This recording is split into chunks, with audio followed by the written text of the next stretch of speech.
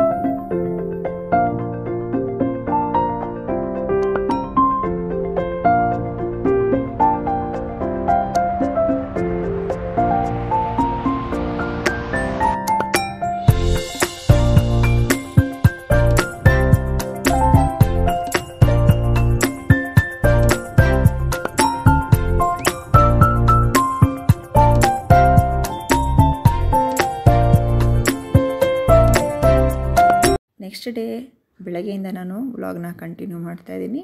ತಿಂಡಿ ಏನು ಮಾಡೋದು ಅಂತ ಯೋಚನೆ ಮಾಡ್ತಾ, ಇವತ್ತು ತರಕಾರಿ ಇದೆ, ಸೊ ಪಲಾವ್ ಮಾಡಿಬಿಡೋಣ ಅಂದ್ಕೊಂಡು ಪಲಾವ್ ಮಾಡ್ತಾಯಿದ್ದೀನಿ. ನೀವು ಎಲ್ಲರೂ ಅಂದ್ಕೋಬೋದು, ನನ್ನ ವ್ಲಾಗ್ನ ರೆಗ್ಯುಲರಾಗಿ ನೋಡೋರೆಲ್ಲ ಏನು ಯಾವಾಗಲೂ ಇವರು ರೈಸ್ ಐಟಮ್ ಮಾಡ್ತಿರ್ತಾರೆ, ಅದರಲ್ಲೂ ಪಲಾವ್ ಮಾಡ್ತಾಯಿರ್ತಾರೆ, ರೈಸ್ ಬಾತ್ ಮಾಡ್ತಿರ್ತಾರೆ ಅಂತ. ಏಕೆಂದರೆ ನಮ್ಮ ಮನೇಲಿ ಜಾಸ್ತಿ ಇಷ್ಟಪಡೋದು ಅದನ್ನೇ.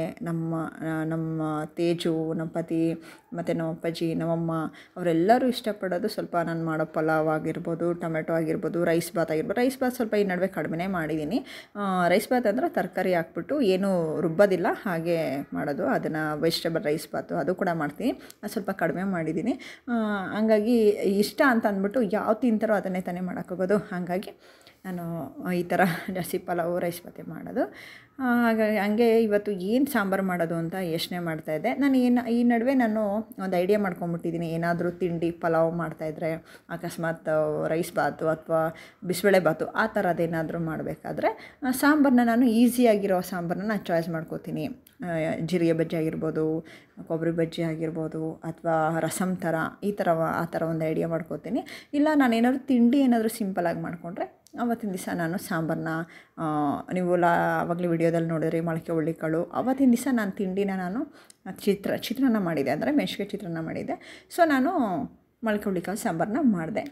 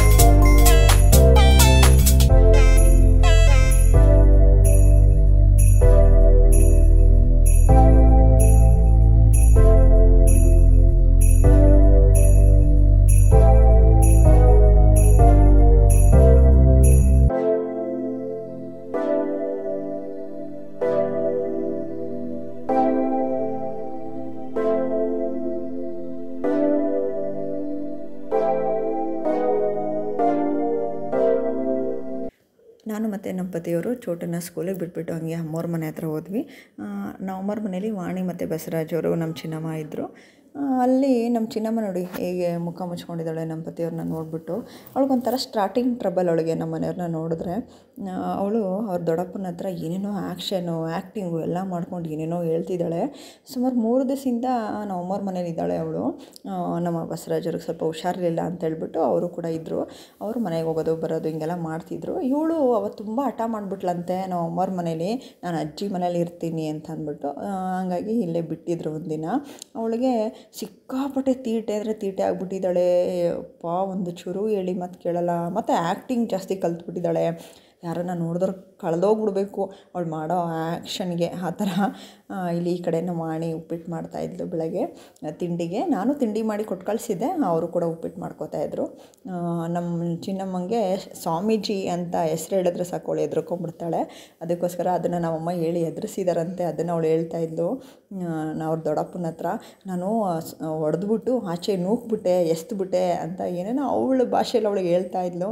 ಅವಳು ಆಡೋದೆಲ್ಲ ನೋಡಿ ನೋಡಿ ನಮಗಂತೂ ನಗು ಬರ್ತಿತ್ತು.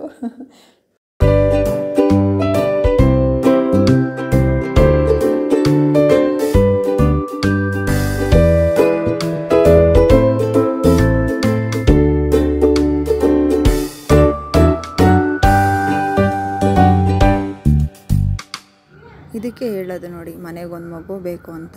ಮಕ್ಕಳು ಆಟ ಆಡ್ತಾಯಿದ್ರೆ ನಮ್ಮದು ಏನೇ ಟೆನ್ಷನ್ಸ್ ಇರ್ಬೋದು, ಅಥವಾ ಏನೇ ಕಷ್ಟ ಇರ್ಬೋದು, ದುಃಖ ಇರ್ಬೋದು, ಏನೇ ನೋವು ಇರ್ಬೋದು ಮನಸ್ಸಲ್ಲಿ, ಮಕ್ಕಳನ್ನ ನೋಡ್ತಾ ಎಲ್ಲನೂ ನಾವು ಮರ್ತು ಹೋಗ್ತೀವಿ. ಅದಕ್ಕೆ ಮಕ್ಕಳು ಬೇಕು ಅಂತ ಹೇಳೋದು ಅಲ್ವಾ.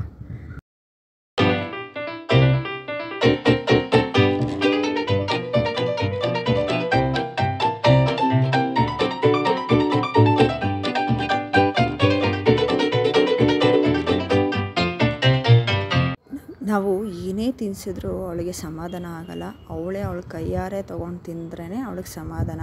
ಅದಕ್ಕೆ ಯಾವಾಗಲೂ ನಾನು ನಾನು ನಾನು ಅಂತಲೇ ಇರ್ತಾಳೆ ನಮ್ಮ ಚಿನ್ನಮ್ಮ. ಈ ಬಟ್ಟೆ ತೇಜಣ್ಣಂದಲ್ಲ, ಇದು ಅಕ್ಕ, ಸ್ತುತಿ ಅಕ್ಕ. ಬಾಯಿ ಏನು ಹೇಳ್ತೀನಿ,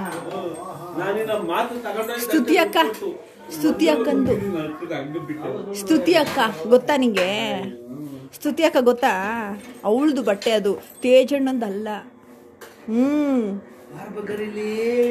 ನೋಡಿದ್ಯಾ ಅವಳನ್ನ? ನೋಡೇ ಇಲ್ಲ, ಅವಳು ಹುಟ್ಟಾಗಿಂದ ಅಲ್ವೇನೆ? ನೋಡವಳೆ.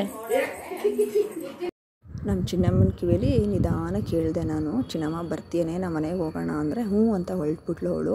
ಆಮೇಲೆ ಅವಳಿಗೆ ಹೇಳಿದೆ, ಮತ್ತು ಅಣ್ಣಂದರಿಗೆ ಇಬ್ರಿಗೂ ಎಕ್ಸಾಮ್ ಇದೆಯಲ್ಲವಾ, ನೀನು ಬಂದರೆ ಡಿಸ್ಟರ್ಬ್ ಆಗುತ್ತೆ ಕಣೆ ಅಂದರೆ ಅವಳಿಗೆ ಅದು ಯಾವುದು ತಲೆಗೆ ಹೋಗ್ತಾಯಿಲ್ಲ. ಒಟ್ನಲ್ಲಿ ನಾನು ಬರಬೇಕು ಅಷ್ಟೇ ಅವಳಿಗೆ ಮನಸ್ಸಲ್ಲಿರೋದು.